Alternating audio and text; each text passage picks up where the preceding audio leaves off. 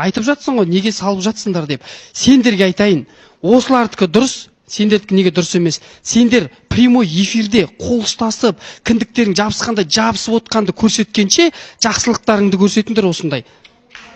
Деп жүрсіңдер сендер прямой эфирде. Телевизор деген тәрбие құралы деген ол рас әңгіме. Мына жерде би болса екеуі тұрып алып жабысып тұрады, стол жақындатып алады, бір-бірімен былай тұрады. Это неприятно. Мына жердегі бауырым, мен саған айтайын, жоқ, тоқташы. Мына жерде қатысушыларға да неприятно. Сырттан көріп отқан көрермендерге де неприятно. Сыртта айналайын жабысасыңдар ма, сыртта жабысыңдар, бірақ мына жерде жабыспаңдаршы, өтініш. Енді біз өмірде дәрет сындырамыз екен деп тікелей эфирде дәрет сындыра алмаймыз ғой. Енді Диана ханым негізі. Өйткені мен неге қазір бұл сөзімді айтамын, көрермен тарапынан Айдана мен Даниярға кішкене редакцияға ескертулер айтылып жатыр. Камера алады, неге сіздер кішкене ескерту жасамайсыздар? Сәл көрген көзге ерсілеу көрінеді сыртта, әрине ол сіздердің жеке өмірлеріңіз. Қалай жүресіздер, құшақтасасыздар ма, құшақтаспайсыздар ма? Кем дегенде мына студияда кішкене өз-өздеріңізді тыйсаңыздар. Болмай ма? Болмаса болмайды деп айта салыңыз. Осымен жаба салайық әңгімені.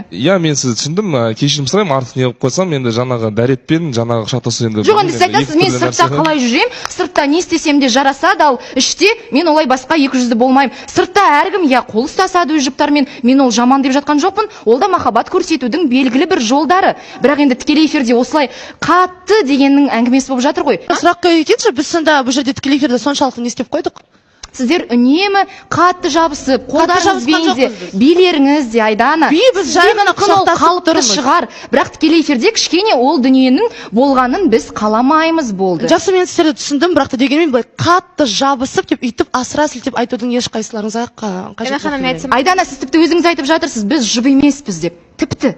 Бірінші онда жұп болып алыңыздар, одан кейін ары қарай не істесеңіздер де жоқ, асыра сілтеп айтпаңызшы, просто Диана ханым. Асыра сілтеп айтпай қойыңызшы, пожалуйста. Айдана? Жоқ, Диана ханым. Не деген агрессия қазір бұл? Жоқ, агрессия емес, жай ғана сіз қазір халыққа ой тастап жатырсыз. Мен ой тастап жатқан жоқпын. Мен сіздердің қылықтарыңыздан, өзіңіздің жасап жүрген іс-әрекеттеріңізден ой түйіп айтып жатырмын. Болды. Жақсы, Диана ханым, мен сізді түсіндім. Сіз түсінген жоқсыз, сіз кәдімгідей маған ренжіп отырсыз. Неге бүйтіп халыққа ой тастап жатырсыз? Біз не істесек те оны өмірде де істейміз. Эфирде неге бетперде кию керекпіз деген сияқты айтып жатырсыз.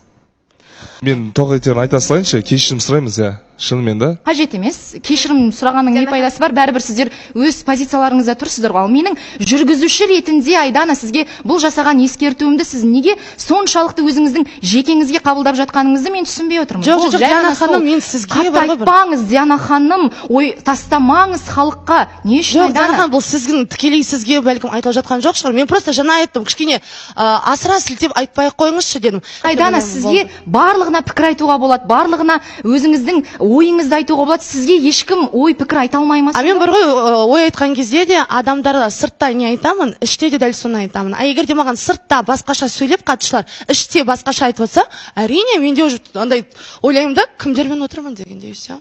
Сен кінәлісің неге? Потому что сендер әлі де жұп емессіңдер. Вот шынымен Диана ханым айтқандай, үстіне жұп емессіңдер. Почему? Қанша ай болды? 2 ай болды ма? Қателеспесем, да? Таныстық, но извините меня, да? Реально у вас отношения как будто вы жұп сияқтысыз, но ты почему-то официально в эфирде ұсыныс жасаған жоқсың. Почему? Например, да? Онда жұп бол, соза бермей резинка.